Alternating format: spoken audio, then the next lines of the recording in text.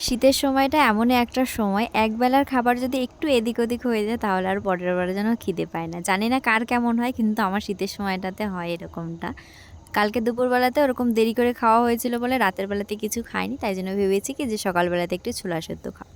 তো ছোলা সেদ্ধ করে খেয়েছি, আর বাবাকে জিজ্ঞাসা করা হয়েছিল যে কি রান্না করা হবে।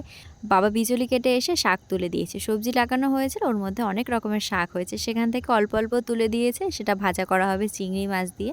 আর এদিকে ধান দিতে এসে তো সবাইকেই চা করে দিয়েছি, আর তারপরে বসেছি এখন সবজি কাটার জন্য। মা যাবে কীর্তনে, আবার রান্নাবান্না করতে হবে। তো ভাবলাম কি যে আমি তাহলে সবকিছু গুছিয়ে রাখি, মা এসে রান্নাবান্না করবে। মা এখন কুড়ো ঝাড়তে বসেছে, আসতে অনেকটাই দেরি হবে।